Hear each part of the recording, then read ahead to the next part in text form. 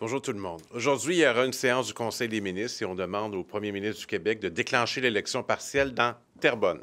Depuis le 3 septembre dernier, les députés de l'Assemblée nationale sont tous présents, sauf un. Personne ne représente Terrebonne parce que le député était démotivé, il a choisi de quitter. C'est son choix, mais ce n'est pas le choix des citoyens de ne pas être représentés. Le premier ministre fait volontairement traîner les délais en espérant que ça va aller mieux pour son gouvernement, mais il n'échappera pas au jugement des citoyens de la Naudière. Je demande au directeur général des élections de rappeler au gouvernement qu'il a 6 mois maximum. On est rendu à plus de 5 mois de passé.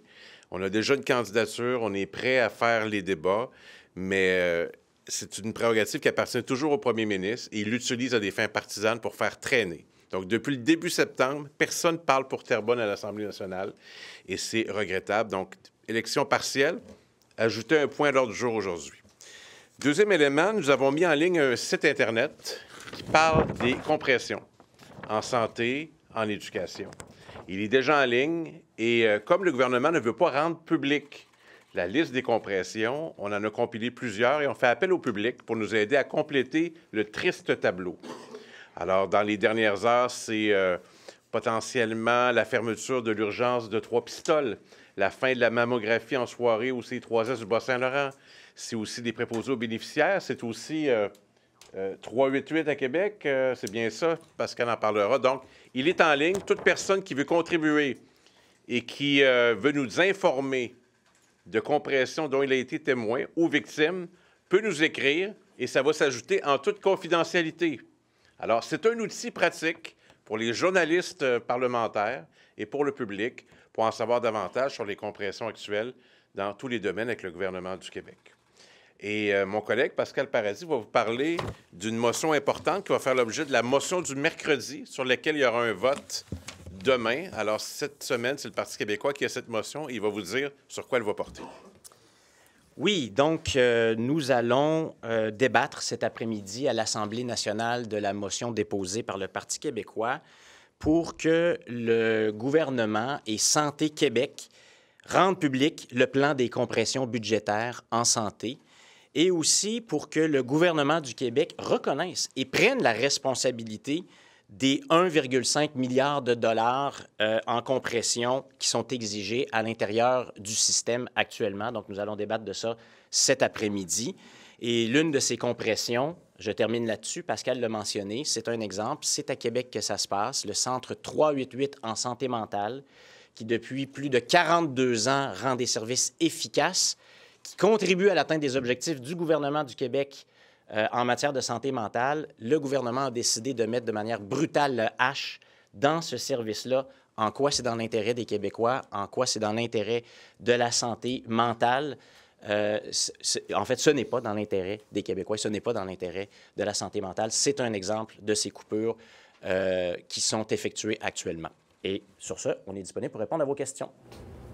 76 des Québécois qui laissent entendre qu'ils vont moins acheter sur Amazon, qui vont aller moins aux États-Unis, qui ne considèrent moins, presque les 3/4, les Américains comme un pays ami. Quoi? Bien, ce sont des chiffres qui parlent. Ça veut dire que les Québécois se sentent interpellés et qu'ils sont prêts à poser des actions eux-mêmes dans leurs achats, dans leurs choix de consommation, à favoriser notamment l'achat local. Et c'est un bon signal. C'est intéressant d'entendre ça. Et ça veut dire que le gouvernement du Québec aussi peut poser des actions pour accompagner cette volonté des Québécois d'acheter local. On en a proposé déjà, nous, certaines, dans les derniers jours, de s'assurer, par exemple, que dans les lieux de consommation, par exemple les épiceries, les produits américains soient clairement identifiés et les produits québécois soient encore plus clairement identifiés pour favoriser le choix des consommateurs. Personnellement, est-ce qu'il y a un produit américain que vous avez cessé d'acheter et par quoi vous l'avez remplacé? Bien, c'est sûr qu'actuellement, quand on va à l'épicerie, je vous avoue que ça fait des années, moi, que je fais ça, que je regarde avec attention l'origine des produits que j'achète et que je favorise l'achat local. Ça va être encore plus le cas aujourd'hui. Et si jamais le gouvernement américain met à exécution ces menaces, vous pouvez être certain que, comme plusieurs Québécois et Québécoises, je vais identifier très rapidement des produits. Est-ce qu'il y a un achat que vous n'avez pas fait, là, puis vous avez dit non, je n'achèterai plus ce produit-là, c'est américain, je vais acheter plus. J'ai annulé mon abonnement à Netflix. C'est bien humble, là, c'est à mon échelle à moi, mais ça a été annulé. Preuve à l'appui, ça s'est fait avant hier. Alors, c'est un exemple, et puis je vais être davantage attentif à l'origine des produits, notamment les fruits et les légumes. Il faut bien surveiller. Puis j'encourage mes concitoyens, en toutes circonstances d'ailleurs, hein, à consommer régional, consommer québécois, les circuits courts. Et j'espère que ça va demeurer. Ça ne prend pas une crise pour appeler ça. Il me semble que le nationalisme, c'est aussi d'encourager nos produits. Ça fait partie de ça. Il n'y a pas un danger, justement, parce que là, c'est frais, là, les gens sont fâchés, puis on le sent, que dans 6 mois... C'est sûr que l'actualité joue un rôle important. On l'a bien senti qu'il y a eu une pointe en fin de semaine de colère, de sensibilisation, de partage aussi de listes de produits alternatifs, des produits québécois. Il faut que ça dure, il faut que cette fierté-là de consommer québécois demeure. Évidemment, l'enjeu du prix va tout le temps être fondamental. C'est sûr. Si on peut être compétitif, ça joue. Puis en même temps, il y a des gens qui ne pourront pas changer de produit pour des raisons financières. Imaginez des gens beaucoup plus pauvres qui voient une différence de prix entre un produit américain et un produit québécois, puis ils disent, bien là, j'aimerais encourager, mais je n'ai pas l'argent. Il faut être sensible à ça aussi. Alors, vous parlez de fierté québécoise, mais sur les réseaux sociaux, on voit qu'il y a aussi une fierté canadienne. Craignez pas que ça nuise à court, peut-être moyen terme à la souveraineté? Bien, présentement, on est au Canada et puis nos systèmes sont interreliés, le même gouvernement fédéral. Alors, on a intérêt à ce que ça se passe bien partout, dans les circonstances, évidemment. Mais ça, c'est beaucoup le portefeuille. Mais sur la question de l'appartenance, la question des choix d'avenir, ça demeure entier. La question demeure là. Donc, moi, je compte... Ma question, M. Bérubé, craignez-vous... Oui, mais... Craignez-vous que ça nuise à la souveraineté? Je veux dire, combien de fois on se fait poser cette question-là? Nous, on demeure indépendantistes en toutes circonstances, et puis c'est une conviction qui est très forte. Est-ce que les Québécois l'êtes depuis toujours et que vous le serez toujours? Est-ce que les Québécois pourraient avoir un meilleur sentiment canadien que les Québécois? Alors, ma réponse à votre question, c'est non. Est-ce que c'est réaliste d'envoyer des travailleurs licenciés dans la foulée des tarifs travailler sur des barrages? On a tous les deux envie de parler là-dessus, puis je pense qu'on va le faire. Bien, j'ai vu une manchette hier là-dessus, puis je pensais que c'était un montage. Et puis, la dernière fois que j'ai entendu quelqu'un indiquer là, aller dans le Nord, c'était au Palais des Congrès de Montréal, c'était Jean Charest. Donc là, je suis un peu étonné. Donc, des gens de partout au Québec, notamment les travailleurs d'Amazon, on va leur dire, allez travailler pour les barrages. Ça m'apparaît assez particulier pour avoir beaucoup de travailleurs du Nord dans ma circonscription qui vont travailler à Fermont, entre autres. Ils vont pour des raisons financières, mais idéalement, ils aimeraient rester près de leur famille, c'est sûr. Alors, idéalement, ça prend des emplois partout au Québec, dans les régions du Québec, et ça m'apparaît une solution assez particulière. Oui, en fait, c'est une réponse un peu typique de celle qu'on reçoit de ce gouvernement de la CAQ quand il y a des enjeux comme ceux-là qui se présentent. Très simpliste, mais quel est le plan en réalité, donc, pour les travailleurs touchés par Amazon? On n'a toujours pas entendu le gouvernement se prononcer là-dessus. Quel est le plan du gouvernement, finalement, de révision de ces contrats avec les grandes compagnies, notamment des États-Unis? Est-ce qu'on a revisé les subventions qui ont pu être attribuées à des grandes compagnies, dont celle-ci? Quelle décision on va prendre? On ne le sait toujours pas. Puis là, on nous propose une solution simpliste comme celle-là. Évidemment, c'est le choix de chaque travailleur de décider d'aller travailler ailleurs que dans sa région. Une construction de barrage, c'est simpliste pour vous? Bien, on l'a dit. C'est annoncé avant la menace de Donald Trump. Là. Oui, il y a un grand plan d'investissement d'infrastructures d'Hydro-Québec, c'est vrai, qui peut jouer un rôle dans les circonstances particulières, mais de dire que c'est ça la solution actuellement à la menace tarifaire... C'était connu aussi. Oui, c'est connu, mais là, on nous dit c'est la solution là, qui va être adoptée actuellement. Donc, pour les travailleurs d'Amazon, on dit on va les envoyer dans le Nord. D'abord, il y a un choix personnel là-dedans. Là. Quel est le contexte familial? Quel est le contexte personnel de chacune des personnes? C'est un choix personnel. Il faut postuler, il faut vouloir aller faire ce travail-là. Il faut être formé pour faire ce travail-là. Donc là, c'est trop simpliste de dire c'est ça, on va prendre des travailleurs d'Amazon puis on les envoie dans le Nord. C'est pas comme ça que ça fonctionne. C'est pas de dire aussi la construction de grandes infrastructures pour notre plan à l'horizon 2035 d'Hydro-Québec, c'est la solution à la menace tarifaire. Ça prend du temps, ces projets-là, à se bâtir. Oui, ça peut faire partie de la solution, mais il y a plein d'autres solutions que nous, on a proposées d'ailleurs. Qu'est-ce que vous pensez de l'annulation, du report du gala de l'Office de la langue française là, pour économiser à peu près 56 000 $? On est rendu à couper 55 000 pour un gala de reconnaissance du français qui tend à démontrer les bons coups, les pratiques exemplaires. De façon générale, en matière de défense de la langue française ou promotion de la langue française, on coupe en francisation, on coupe dans le gala qui sert à inspirer des institutions et des Québécois. Je dis, jugez ce gouvernement sur ses actes et non sur ses intentions. À chaque fois, ils aimeraient qu'on applaudisse leurs intentions, sans arrêt. Ils s'autoproclament historiques à peu près à tous les coups. Et puis, saluer nos intentions, saluer les résultats. Puis en matière de français, ce gouvernement-là est beaucoup dans les symboles et aimerait qu'on croie qu'il est nationaliste, mais c'est davantage une posture et un positionnement qu'une conviction aussi profonde que la nôtre. Est-ce que ça vous dit que dans le cadre de ces coupures-là, le groupe de travail sur l'avenir de l'audiovisuel au Québec, ses membres soient payés entre 150 $ et 160 $ de l'heure? Je n'avais pas cette information-là. Je les ai rencontrés lundi la semaine dernière. À leur demande, d'ailleurs, ils voulaient rencontrer les groupes d'opposition. J'avoue que je n'avais pas cette information-là. Mais on a participé à cette commission. Je ne sais pas si c'est dans les pratiques, si c'est dans les prix, mais je vous donne l'exemple d'hier où une motion disait quoi essentiellement?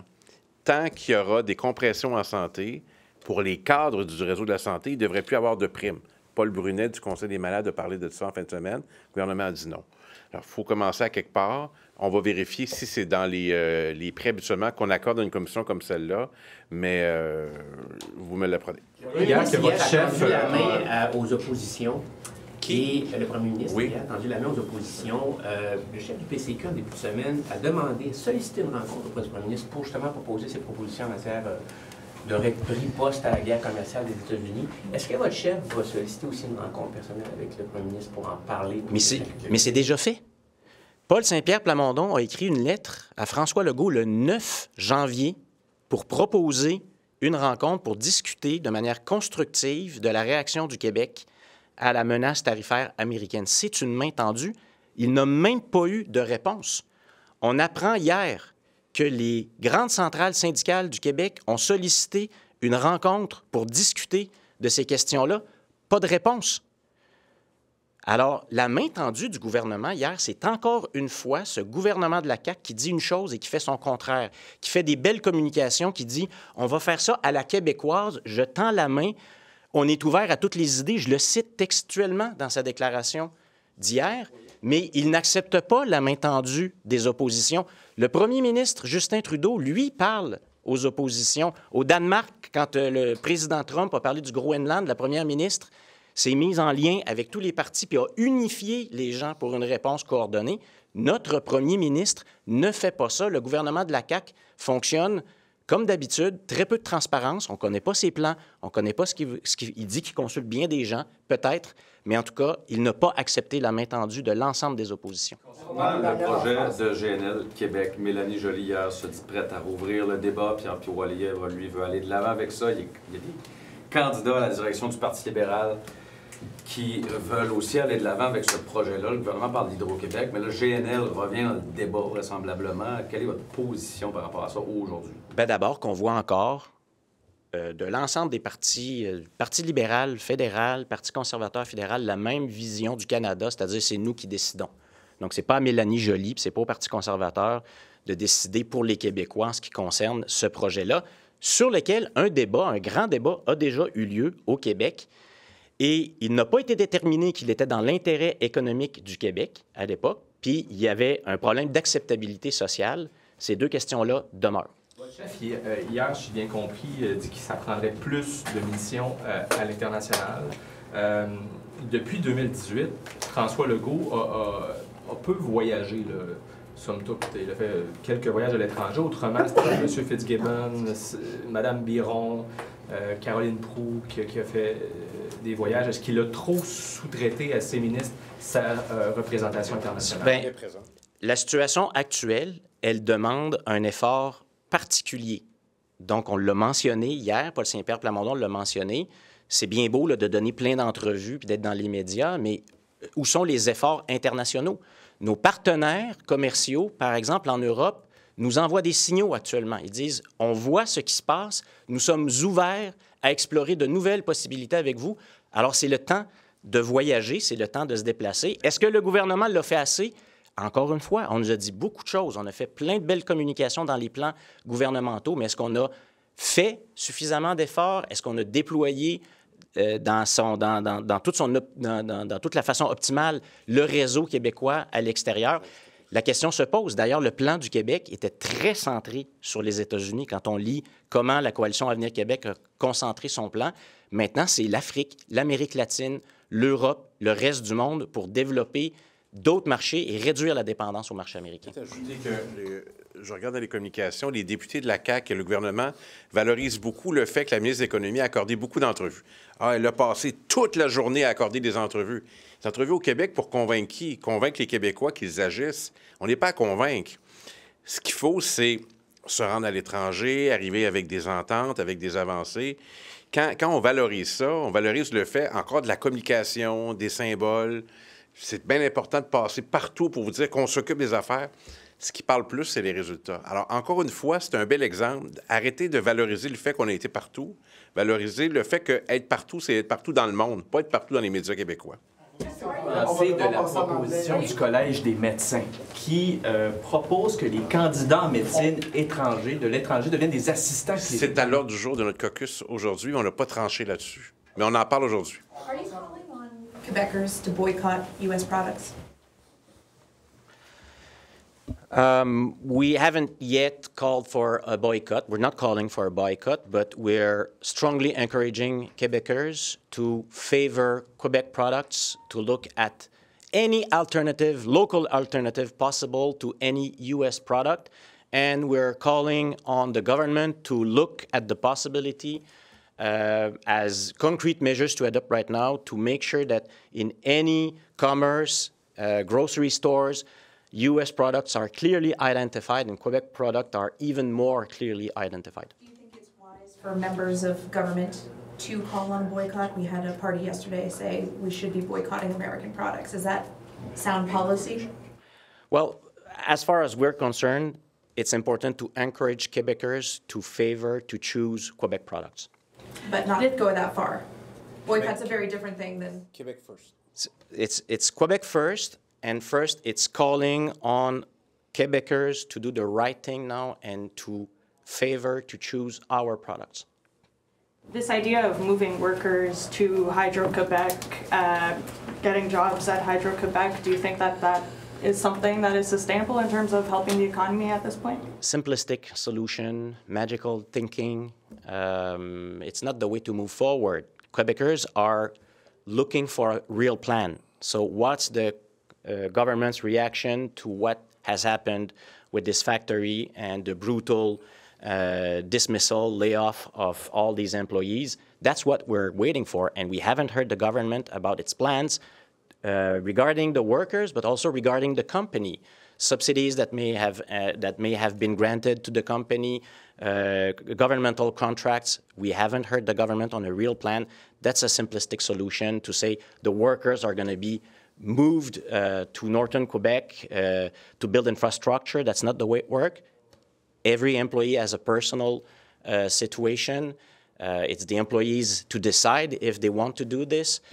Do they have the proper training, the proper formation? We don't know, so that's a simplistic solution. Don't you think, you know, it's not the first time we heard this proposition. I remember, like, Mr. Boulay mentioned it, or another ministers when we talked about boosting infrastructure projects in Quebec, and then those like workers losing their jobs in the manufacturing sector would be able to join the construction workforce. So is there like a viable solution there that the government is right to explore? There is a wide array of solutions to be explored. We have proposed many such solutions in the past few weeks.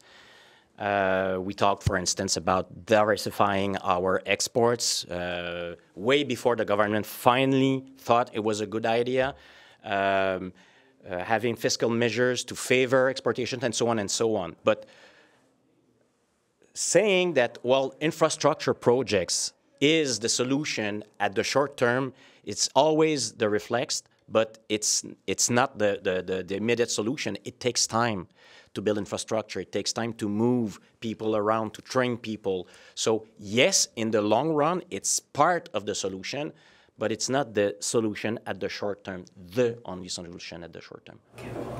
Just quickly, Mr. Berube, on the gala being canceled, just about a week after the government tabled its bill on Quebec identity, on integration. What's your reaction to that? About French and any other topics, you should judge this government about what it's doing, not about its intention. And this is another example of the CAQ cutting French immersion program and now cutting an event which is useful to inspire people about the best way to promote French or to make sure that it's an important topic in Quebec. So we were not, let's say it's surprising that the first thing they want to cut, it's about French again. It seems to be a bad choice, and this is not the kind of choice that a PQ government is going to do. Ah non, mais je vous l'ai dit, moi, je l'ai toujours fait. Lundi, je suis allé à l'épicerie. Je n'ai mis aucun produit américain dans mon panier d'épicerie. Il y avait des belles oranges des États-Unis. Je ne les ai pas choisies. Il y avait des pommes des États-Unis. Je ne les ai pas choisies. Donc, on peut faire ces choix-là de manière quotidienne. C'est à chacun d'entre nous de le faire, mais oui, c'est possible.